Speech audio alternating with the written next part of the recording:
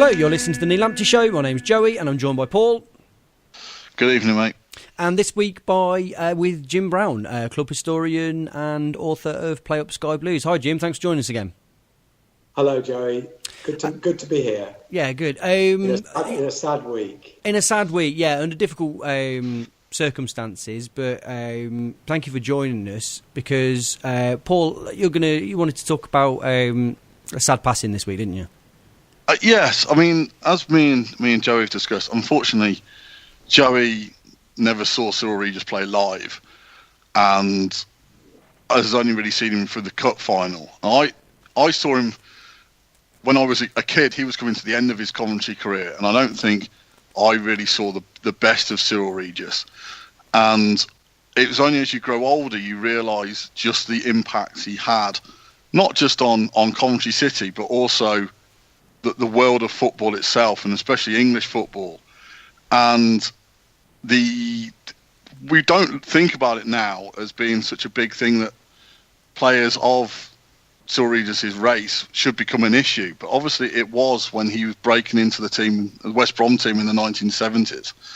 And one of the reasons we've asked Jim to come on is, obviously, Jim has been a Coventry fan since the 60s and seen how pioneers like Cyrille Regis have really opened up the game to black and ethnic minorities within the country, but also how he's done it with such a wonderful grace. And I think the most amazing thing out of Cyrille Regis' sad departing is how he managed to play for Coventry, West Brom, Wolves and Villa, and yet still be held in high esteem by all four clubs and their fans. How he managed to break down so many barriers, but come out of it a thoroughly nice guy. And we'd just like Jim to sort of recall us with some of his memories of the man who, did change the game in this country. Yes. Okay. Well, I think what I would say first of all that his arrival in English football was almost a Roy of the Rovers story. He was playing for Hayes in what was probably the Isthmian League in West London, and West Brom, I think, paid £5,000 for him in the summer of '77, and he made his debut in a League Cup game at the end of August. And he scored 2 goals, a great debut. 4 days later, they gave him his league debut against Middlesbrough. Albion were a Division 1 side then. And he scored again, and he scored in his next league game.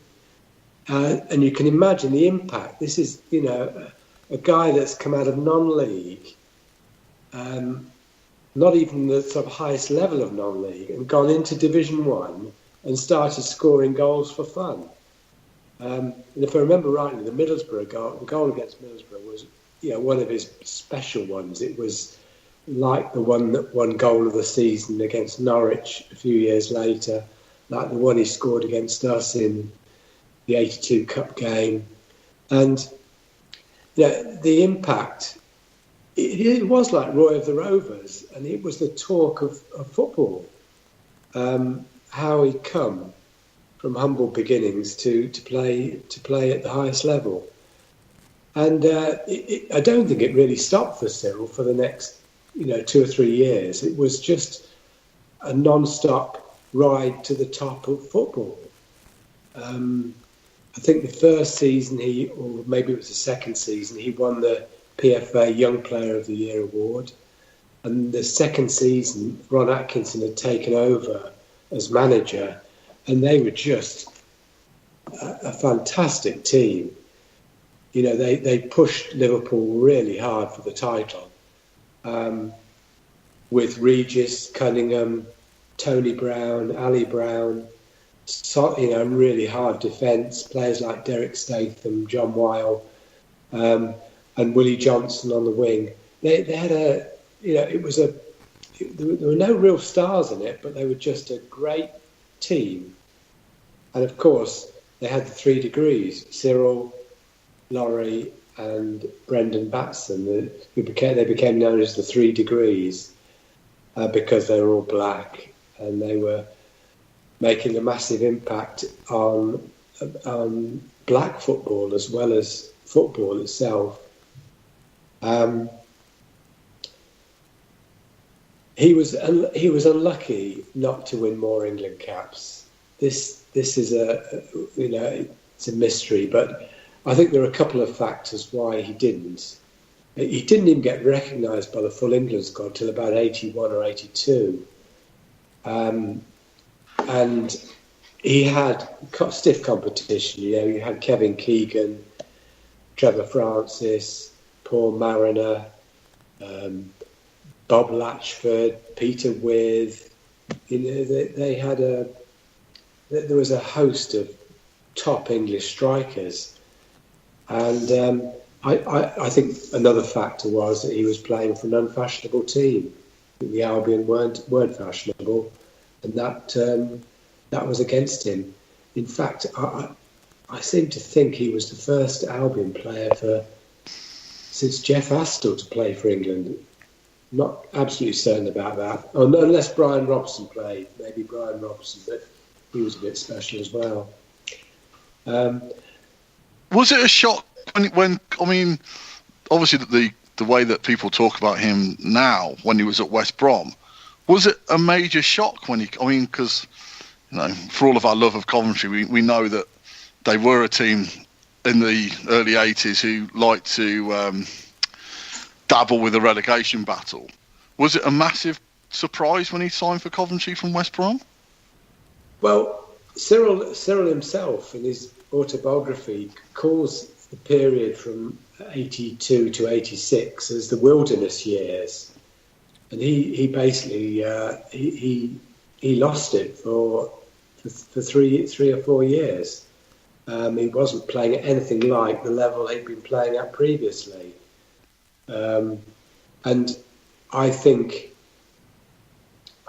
he's written in his book that when he agreed to move, he was expecting bigger clubs than Coventry to come in for him, and he was very reluctant to come to Coventry. And his poor form. It's difficult to use. When you talk about Regis and poor form, it's all relative, isn't it? Definitely is. He did struggle that first season, maybe the first 2 seasons at Coventry. He struggled, and after the end of the 84-85 season, I think Bordeaux wanted to sign him, and he decided to stay at Coventry and sort of fight his demons and win his form back. But he had another pretty average season in 85-86, mainly because of the way successive managers played him. They wanted him to be a target man. He was never a target man. And when John Cyrille and George took over near the end of the 85-86 season, the story goes that Cyrille said to all the players, how do you want to play? And Cyrille said, look, I'm not a target man. I want the ball on the ground to my feet. I'll hold the ball up. I'll battle with any centre half you want to mention. I'll bring my fellow players into play. And John Cyrille decided to change the whole style of football of the club, and it worked. The 86-87 season was the best season we'd had for years, and it was all down to the way they played Cyrille, I think. Yeah, because it's come out on some of the things that have come out about Cyrille was at that season. Ajax were looking under Johan Cruyff. Were looking at signing Cyrille, and then we went on to win the cup, and it was almost sort of he was out of their price range then. Yeah. The other story that Cyrille tells in his book is in the 85-86 season. he got wind that City wanted to unload him for 40,000. And this is where he got to, and I think he was close to joining Wolves for a very much reduced fee. City wanted to cut their losses. I don't know if you know, but in 85-6, that was the season we sold Terry Gibson to Man United, and so Ron Atkinson, Cyril's old boss, came in for Gibson. Cyril's reaction was, "Why have you come in for Gibson? Why not me, Big Ron?" And there's no way that anybody was going to sign him. He was, if you like, he was on the scrap heap, and it was that bit of magic from John Cyrille which saved his career. And Cyrille admits this in his book. It saved his career. It sort of projected him into the limelight. It made the Coventry City cup-winning side, and it got him back in the England squad. Yeah, I mean, it's amazing how careers can ebb and flow. Not many people bounce back from being on the scrap heap, and it's all credit to him that he managed to regain his form and was such a vital part of the club's greatest day, and he'll always be synonymous with that. And it's a fairy tale story up to unfortunately a sort of bit of a dip in his career, but then to bounce back as well is testament to the man. And obviously he's sort of still held in great esteem within Coventry, and obviously moved on to be an agent and worked with quite a few of the younger players, and still was around the club quite a lot. I know obviously West Brom was close to his heart as well, but it's always sad when someone of his immense stature is, as I said earlier to Joey, it's sort of, Oggie's ours. Oggie is a proper Coventry City legend. There are certain players you sort of know that you share with other clubs. What I found most amazing is we don't just share Cyrille Regis with West Brom. We share him with the sort of whole football world. Yes. And so you just hope that he knew how important he was to the world, how important he was to the raft of players who have come out and said he forged a way for us. He was the man who we looked up to, and we saw that if Regis could do it, we could do it.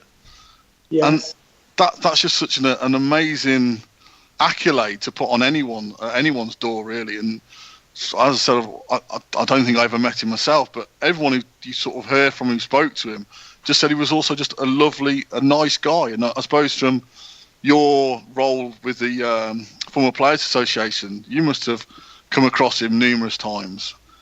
I suppose it's going to be a big loss for Legends Day that he's not going to be there. It is. Well, it's a massive loss for everything, and he was such a gentleman.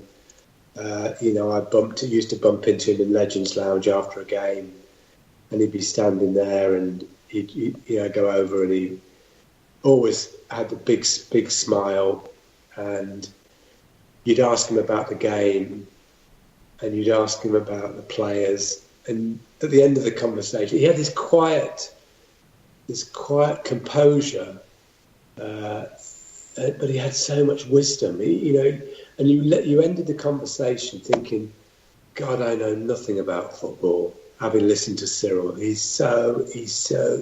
He could analyse a game, analyse a player, and it was just wonderful to be in his company. They was very supportive of the Former Players Association. He sent me just last week. He sent me a copy of his autobiography, a signed copy that we could raise money with at a future event for the former players. No quibble at all. He just organised that for me. It's going to be a massive loss. And you look at him. He looked he looked fitter than most men half his age. He really looked after himself. I just can't believe it. I just can't believe it. We were saying before we started recording this, Jim, about, I think there's the bit of it that talks about what it meant sort of racially and the impact that he had on football there, and then there's the talk about how he was on the pitch. But what's been truly astounding is just the weight of opinion that's been expressed that just says what an absolutely tremendous bloke he was. There's not been a single person with even a modicum of a bad word to say against him. Everything, and there's the word gentleman that comes up time and time again. It just seems like an absolutely tremendous bloke. Someone will be incredibly well missed. Yeah, you're absolutely right. You're absolutely right, and you can just imagine the young up and coming players who he handled.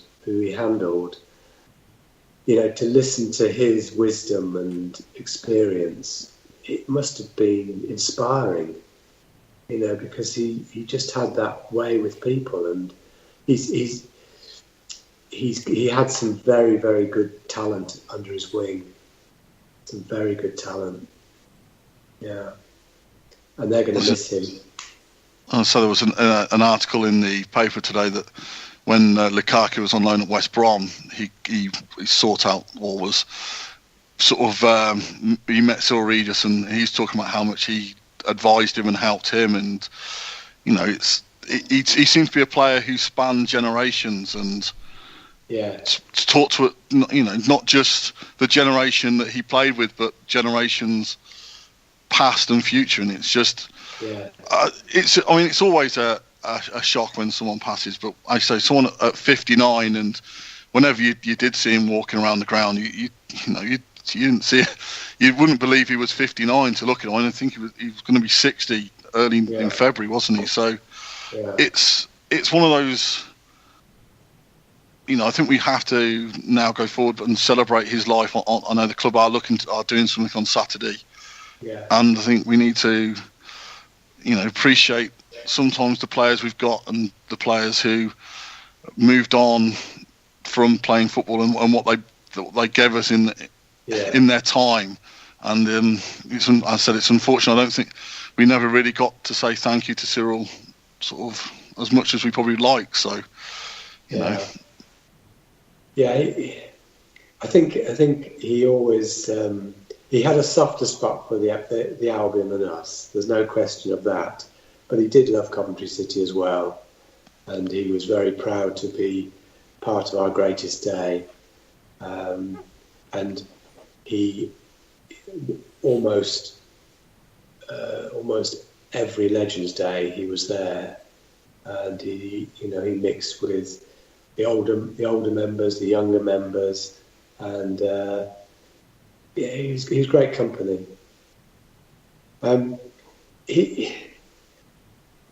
I remember him playing for the Albion against us, and there's two specific games that I remember. One was the 7-1 game at the Hawthorns in '78. And we weren't a bad side. We had Wallace and Ferguson and Yorath, and it was a team that finished, 7th in the First Division the previous year. And this was Big Ron's team, and they absolutely annihilated us. Absolutely. And Cyrille got 2 goals. This was the day we wore the chocolate brown shirts, and the Albion always took us to the cleaners in that era. And the second memory was in '82 when we got to the 6th round of the Cup. This is Dave Sexton's team, and they weren't doing very well in the league, City, but they managed to get through to the 6th round of the Cup. We went to the Hawthorns, and we gave a good account of ourselves. But Cyrille scored us absolute screamer. I don't know if it's on YouTube, but it ought to be. At the Smethwick end, where all the City fans were, and he just punctured our cup hopes. He just did it. But going back to the racism thing, I always thought of Cyrille as just being a Coventry City player, just, like Gary Thompson before him, and Lloyd McGrath before him, and Dave Bennett. I never saw their colour. I never saw it. They were just Coventry City players. Who was the first black player to play for Coventry? Was it Gary Thompson? Well, no, actually, it was a guy called Steve McCone in the 1950s who came from South Africa. He only played half a dozen games for the club, and he was basically too skillful, too soft for the English third division. But in the modern era, would have been Gary Thompson. Yes. I was going to say, well, the time I started watching, like, really sort of knowing what was going on, like late 80s, early 90s. I say by that point we already had Benno, McGrath, Regis himself, and then you had the next sort of generation of Unloved, Dion. And as you say, it's sort of, from my point of view, and even more so sort of generations now, you can't even imagine that clubs wouldn't have, players of all different colours and races and nationalities. And it's, unfortunately, there does have to be people who break down those barriers. And thankfully, Cyrille came through it still with a smile on his face, and he won people over, and that's all you can do. And the other thing with Regis is, you read the comments, and they're from all clubs who remember seeing him in the 70s, who appreciated how good a player he was, and that was, as you say, at the end of the day, all anyone cares about is how good you are as a footballer, or if that's anyone should care about, is how good you are as a footballer. And he won people over with his ability. Yes, he did. He was strong. He was so quick over 10 yards. It was no surprise his cousin was John Regis, an international sprinter, Olympic sprinter. Cyrille had that same burst of speed. He couldn't run for 90 minutes, but he could do those short bursts of speed. And if you watch the YouTube of the goal at Hillsborough in the sixth round in '87, he just left those Sheffield Wednesday defenders for dead with his pace. That was my favourite Cyrille goal, actually. I know a lot of people have mentioned it, but it was my favourite Cyrille goal because A, it was a great goal, but B, it was such an important goal to take the lead at Hillsborough in a cup tie. It really was important, I don't know whether you appreciate how strong Wednesday were at home. I think it was their first home defeat in the FA Cup for something like 20 years. And they were a good side, a really good side. And that goal, and you see the 1-2 between Benno and Cyrille in the centre circle, it's just brilliant stuff. And Benno's return pass was right into Cyrille's path, and he was away like a hare out of the traps, and they just buried it. But there were a lot of great goals. The winner against Tottenham on Boxing Day that season, to win 4-3, that was a brilliant goal. Just so many memories, and because it was sad the way he left the club, because he had more to give. I'm convinced, but Terry Butcher had it in his mind. He wanted to clear out the '87 team. He got rid of Kilcline. He got rid of Trevor Peake. And Cyrille was almost the last one. Well, apart from Lloydie and Oggy, I guess. and they decided to give him a free transfer, which I never understood. And Big Ron, was rubbing his hands in glee. He got a top striker for nothing. He got 11 goals for Villa that year, didn't he? His highest for a good 4 or 5 seasons. Yeah. And even the next season, I think he was a bit part player when Villa pushed Man United close for the first Premier League title. Yeah, and who did Butcher buy to replace him? Robert Rosario. It was just, I don't know. He obviously there was an agenda. Get rid of the 87 boys, get rid of that clique.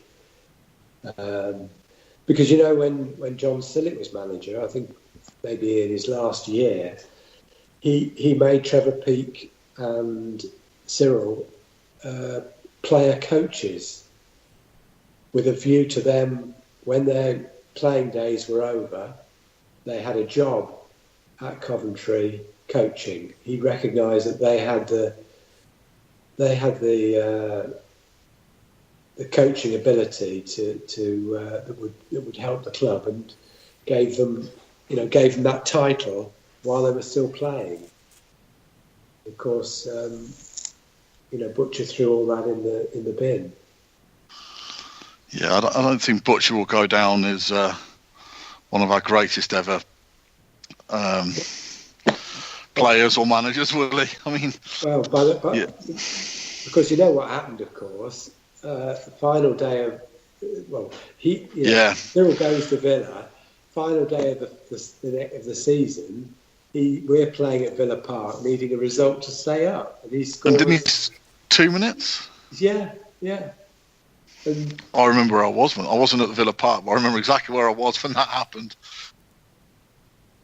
So Cyrille didn't celebrate. He didn't celebrate. But of course, by that time, Butcher had gone. He was long gone. That's crazy, isn't it?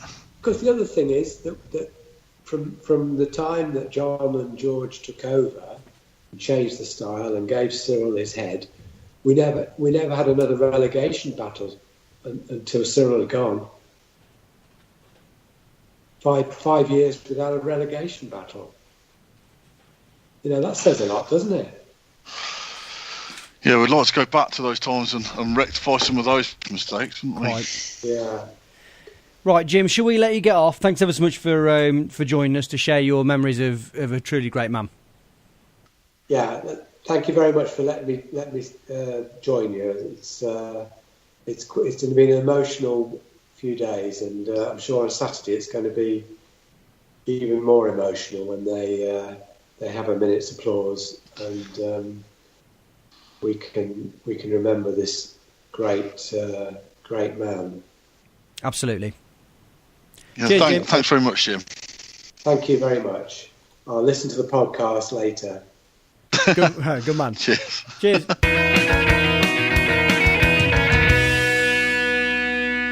Okay, thanks, Jim. Right, very late on, but moments of the week, Paul. I think it's in the second half. I've only seen the highlights of the Exeter game. The ball falls to Beavon in the penalty area. It might be the first half, actually. And I like Beavon, as you know. He's won me over. I haven't seen a striker that unsure of himself in front of goal in a long time. And there's no conviction there, is there? And we can't rely on McNulty to score every week.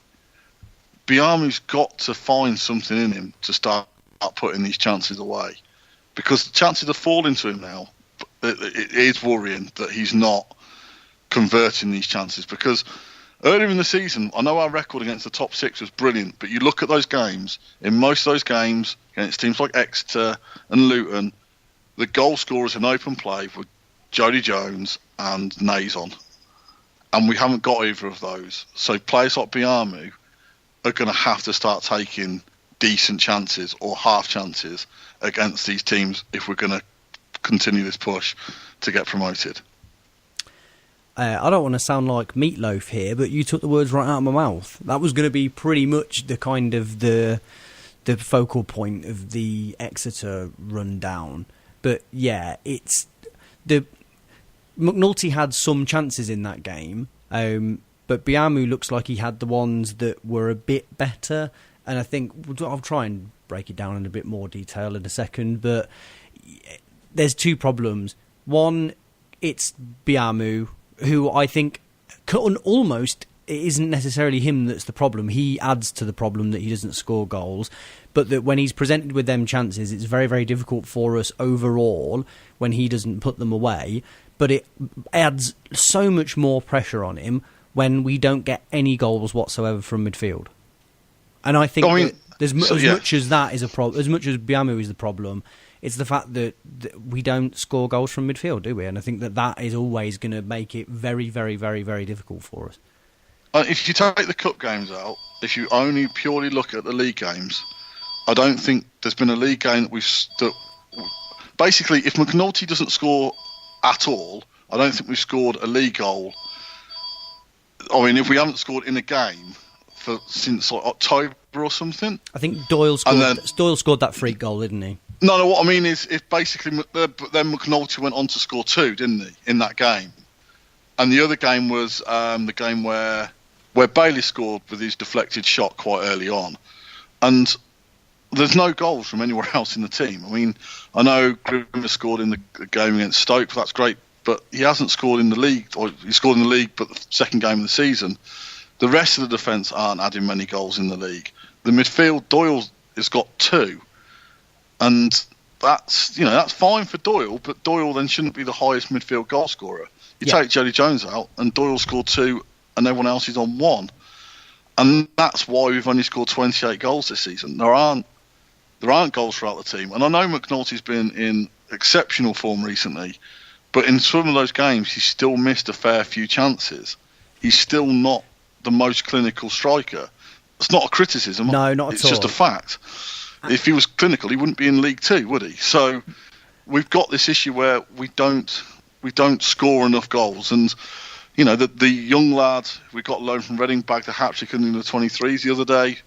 Ponticelli scoring goals in the 23s. But even then, I think me and you are of the same opinion where when we still need a goal, unfortunately, because we have no other options, you still need Biamu on the pitch, because I don't see them Ponticelli and McNulty working because they're too small and they're too similar. Yeah, they want the same thing, don't they? Yeah. Yeah, so I think one of the things we desperately need is a Biamu. Obviously, an upgrade would be brilliant, but it's just an alternative version of Biamu, I think, is something we desperately need for the second half of the season. I think the what I'd add to that is I thought Jordan Maguire-Drew looked really interesting, and it's one game obviously, but I think there were signs there of a player that I like. In at the very least, he was very keen to get a shot in, and I think looking at that, I think Robins has a pretty good track record of signing, at least decent players, and on that basis alone, I thought, well, at least you're coming in and you look like the sort of player that we need. Obviously, he didn't score against Exeter, but he very clearly had one thing on his mind. So hopefully that's a step in the right direction. But I think it goes back to what I'm always whinging about, is understanding what your game plan is. And I think that whilst Biamu is functioning to sort of... You can argue. I mean, it could be a little bit of that thing of it's the rock that keeps tigers away. While McNulty's scoring, he's playing next to Biamu. The temptation is to say that it's Biamu that's facilitating that goal scoring. But then what happens if there's another patch that McNulty goes through, like he did for the first 3 or 4 months of the season, where he doesn't score goals? Is that then because Biamu isn't doing that? Or it's very difficult to know, isn't it? But the one thing that's for certain is that if you're playing with 2 up front and you're playing with a back 4, one of those 2 has to chip in with goals occasionally, or McNulty has to be scoring literally every game. And that we saw on Saturday, crucially, that when he doesn't score in that game, well, that's your goals gone. Because I think, as well, Robins is playing with... in Shipley at the least, a player whose defensive responsibilities are so pronounced that I think it's almost hard for him to get up there and to add to it. And likewise with the fullbacks, I think that against Stoke it was almost a bit of an anomaly that Grimmer had the freedom to get that far forward. I just don't think that he likes them kicking that far up the pitch.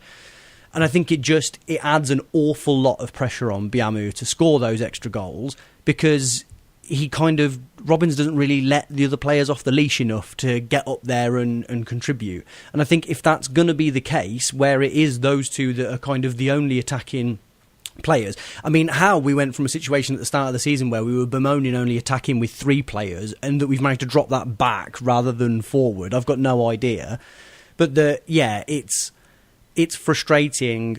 Oh, it's doubly frustrating because it would be much easier if that he was Kevin Kyle and he wasn't scoring goals, because the answer would be very simple. It'd just be hoik him out of the team. But I think everybody has quite a large amount of respect for the performances that he's put in over the last few months, and even more significantly maybe the fantastic leap in quality that he's shown from the start of the season to now. And it's very difficult under those circumstances to say, well, he needs to come out of the team or he needs to be replaced. But on sheer logic alone, you do kind of think it would be good to get I wouldn't even say it have to be a great deal better version of you, but at least someone that's going to score 5 goals between now and the end of the season, because quite frankly, I'm not expecting him to score 1. Are you?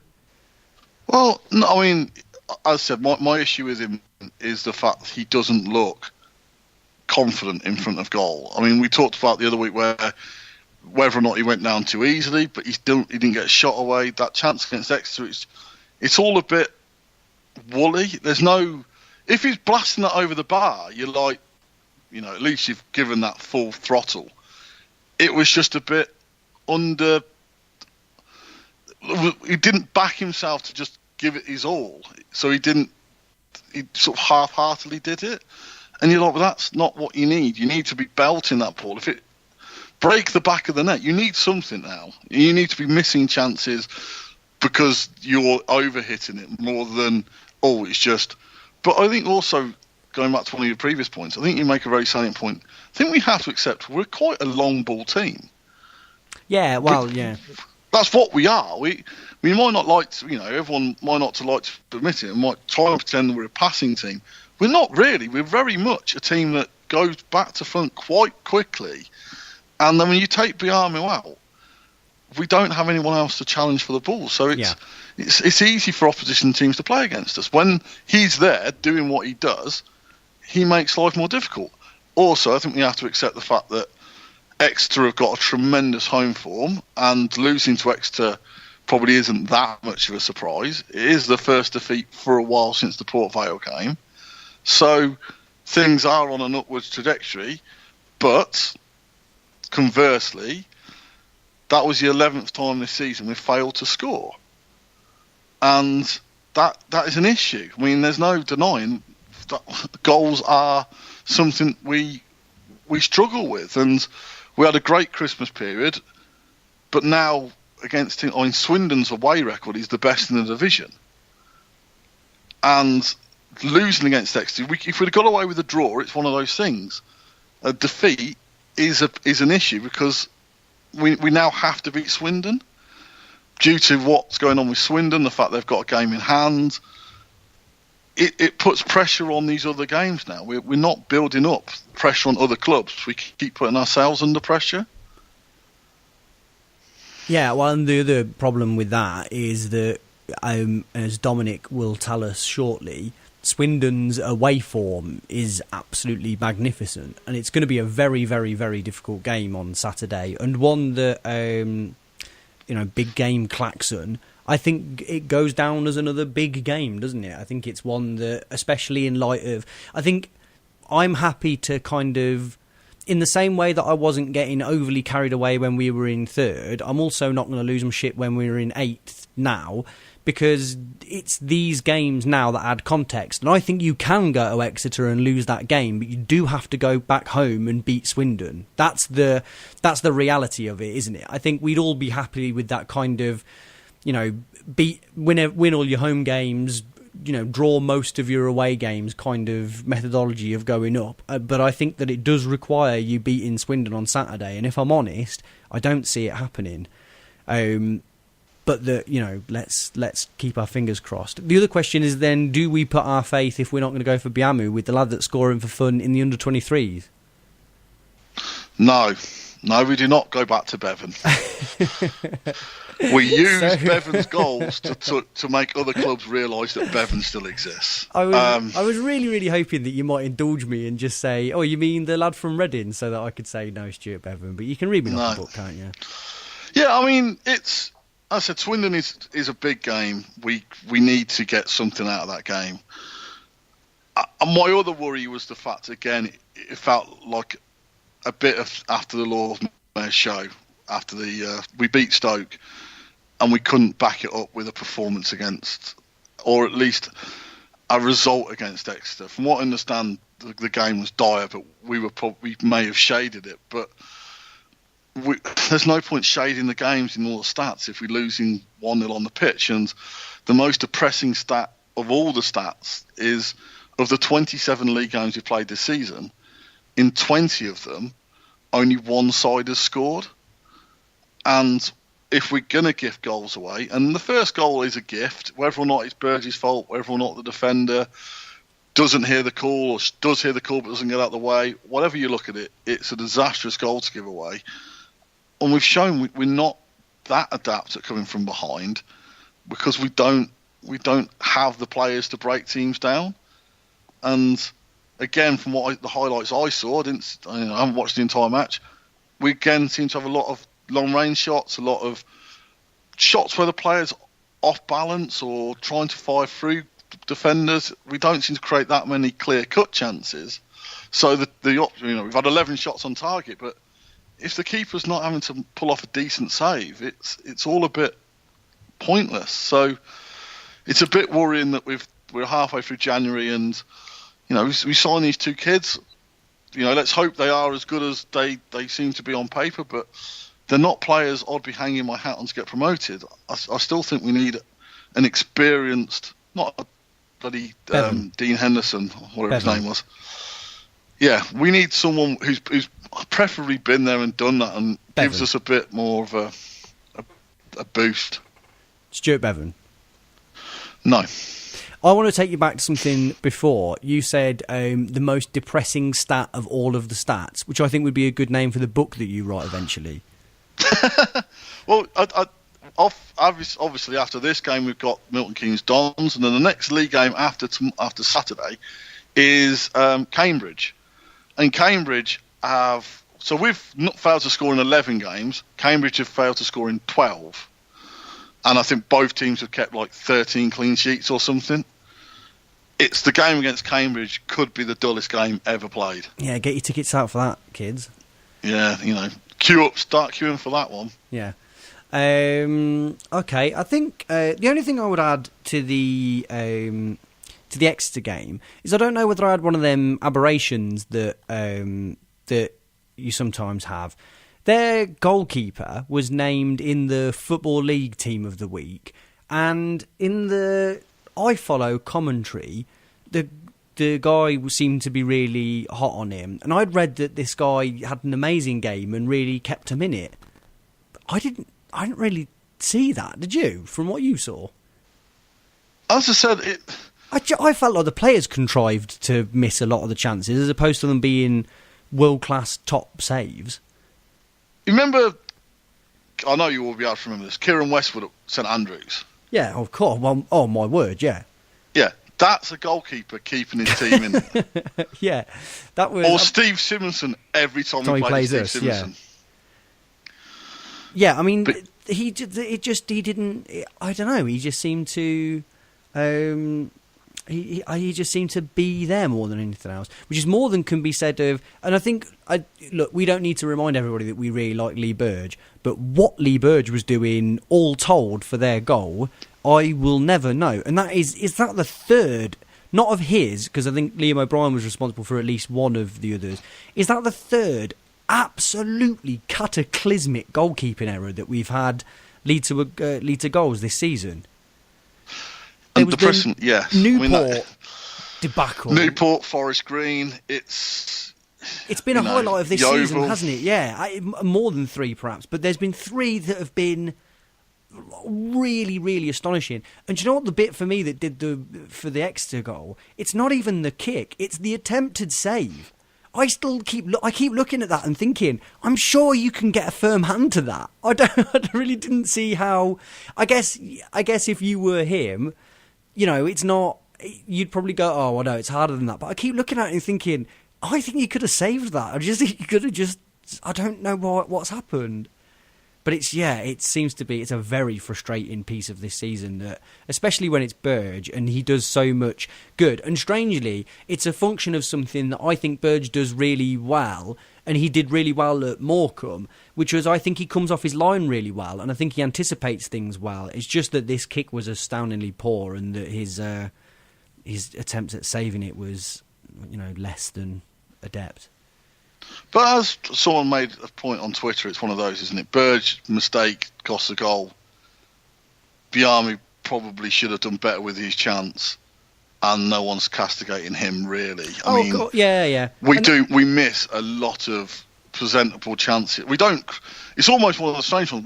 We don't create a lot of presentable chances, but of the presentable chances we do create, we miss an awful lot of them, and that's what's more frustrating is. It seems to be we create probably 4 or 5 really good opportunities every game, but most games we fail to put one of those away. I'm not a tremendous believer in XG. I think it sort of gives you. I think it gives you a sort of a very rough picture of a game, but that you need to really have watched that game to fully understand what that is. And I think you're right. I think that if you have an XG of whatever it is, that can be made up of a constant barrage of long-range pointless shots that add up to whatever the total is. But in our case, I think you're right, it doesn't add, it's not that does it. I think we tend to miss one absolute gilt-edged chance a game that you would expect someone absolutely wholesale to put in. And I think in the Exeter game, it's that Biamu chance, isn't it? And against Chesterfield away earlier in the season, or any one of a number of McNulty headers in that period at the start of the season where things weren't dropping properly for him, where really you think that's got to go in. And I guess that is the story of this season, isn't it? Is those goalkeeping howlers, all of them in 1-0 defeats, or at least the vast majority of them in 1-0 defeats.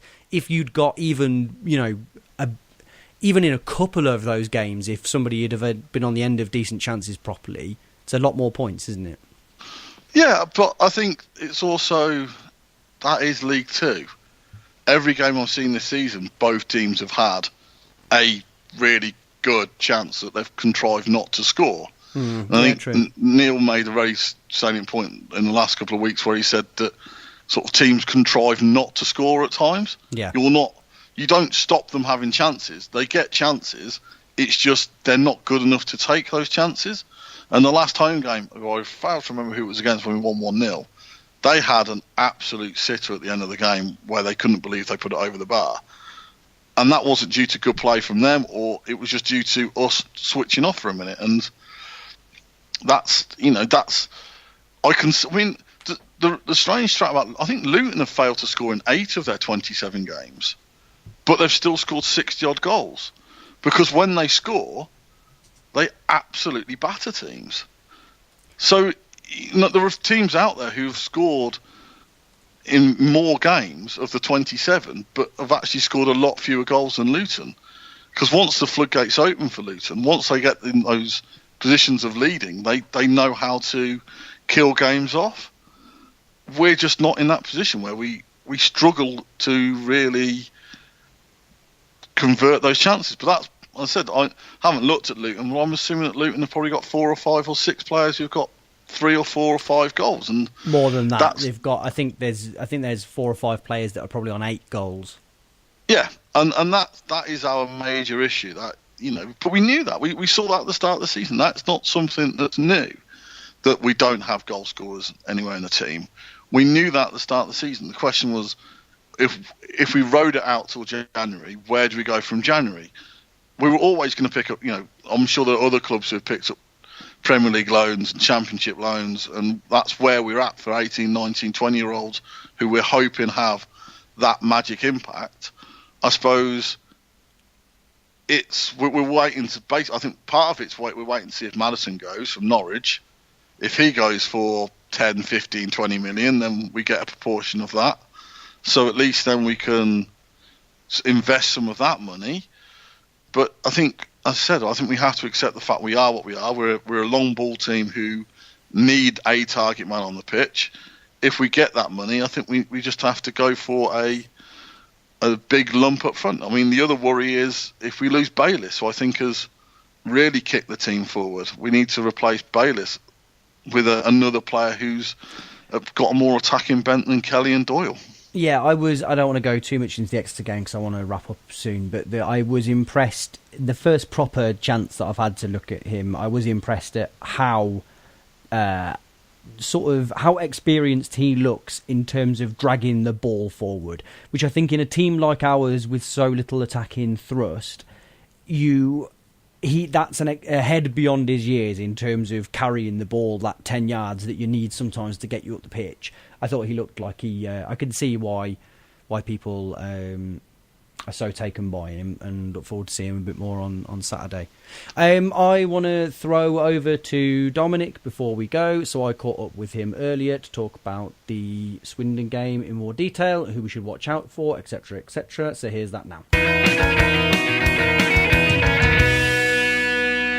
Hello, Dominic. Thanks for joining us. Hi there. Last week against Exeter, we gave the game full big game status. I'm tempted to do the same with this one. What do you think? I think so too. Swindon are in pretty good form, and I think most ominously / pertinently, they have, by some distance, the best away form in the division. I think it's about 4 or 5 points better than Luton, who are the second best. I mean, at home, they're awful. They have the 22nd. They're 22nd in the league table if you only played your games at home. If some way that can be configured. So yeah, away from home, they are the best team in the division, and that's an ominous sign.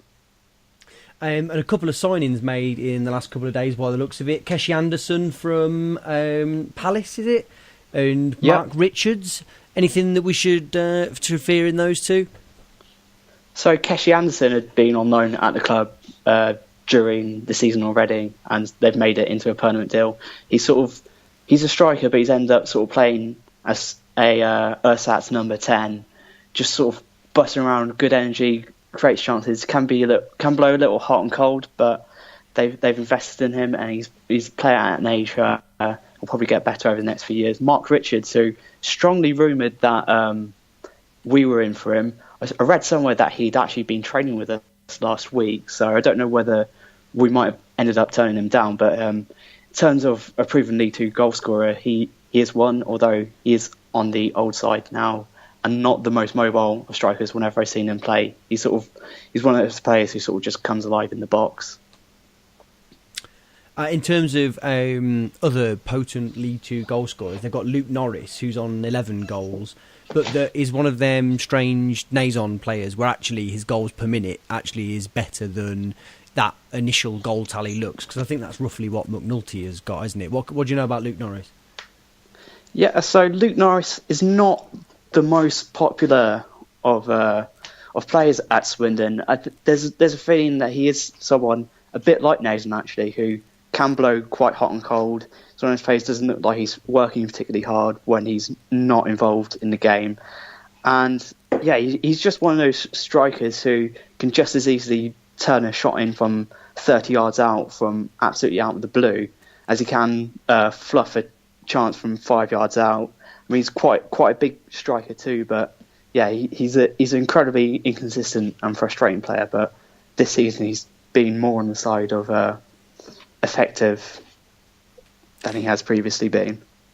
And I'll let you sort of tell us about the other main players that you may have identified, but it's hard to look past every Cov fan's favourite, Chris Hussey, who I always thought was really unfairly maligned while he was at the club. But I can see again 3 assists so far this season. What did you think of Chris Hussey while he was here?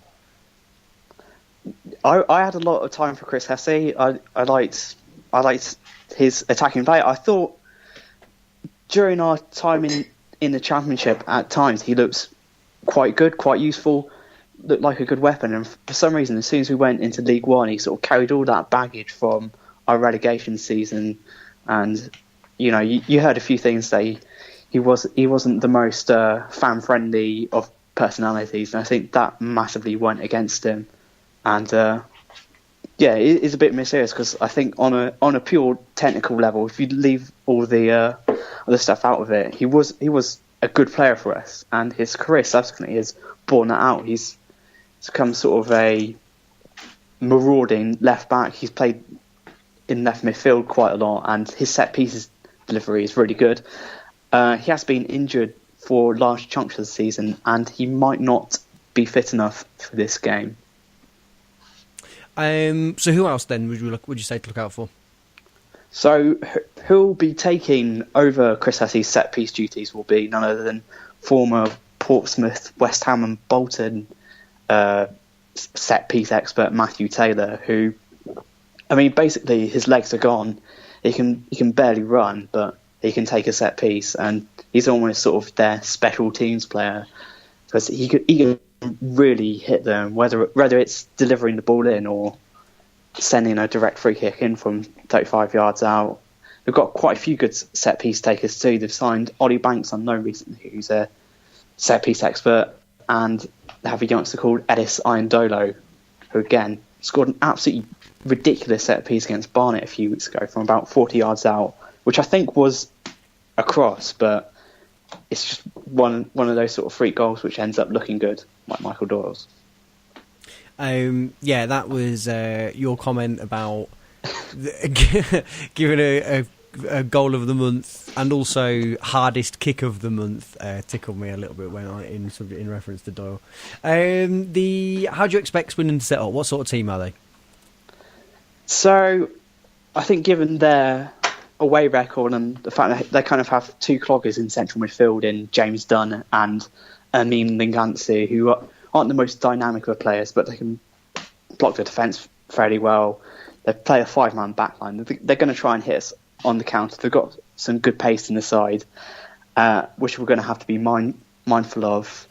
And also, sorry, I forgot to mention earlier, in goal will be Reece Charles Cook, who's managed to take the number 1 jersey off Lawrence Figueroa, who's had a bit of a falling out with Swindon's manager. So we all know he's someone who can play to a very high standard, and you wonder whether the motivation to maybe prove a little bit of a point here will lead to an inspired performance for him. So I think it's going to be a game where we might see a lot of the ball, and it's whether we can avoid getting hit on the counter and whether we can actually do something with the ball when we have it. Very good. And finally, predictions. I think we're going to lose this game. I think Swindon's away form is very impressive, and I don't know, I'm just not feeling very confident at the moment. I think we'll probably lose this 1 or 2-0. I mean, I'm kind of with you. Just before I let you go, it's been an interesting few weeks in terms of our sort of league position. There seems to have been as little point to looking at the league recently as there is at the start of the season.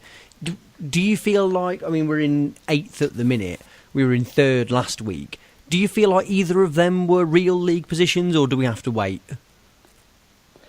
Yeah, it's still feels like we're going to have to wait a month or so till we find out who's actually in promotion contention, or we've still got sort of the January transfer window to come, which is going to affect the dynamic. We've got quite a lot of fairly difficult games coming up, and yeah, it's just no one's really been able to establish a position. Even Luton and Notts County having a bit of a wobble now, so it's going to be quite an exciting next couple of months in the league table to see who starts to pull ahead and who gets left behind. It's really hard to tell who is, because as soon as you think, okay, that team's twigged it, that's what they're about, they'll just have a really poor run. Yeah, all to play for very much. Okay, thank you very much. Speak to you next week. Okay, speak to you then.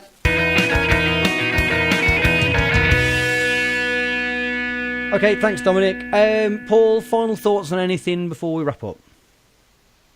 No, it's just obviously it's a sad week for the club and the greater football community. And as I said, it's a shame that sometimes you don't really understand the impact that some of these players have made until they go. And unfortunately with Cyrille, he went way too early, really. So I know that obviously there's the reason people don't go to matches.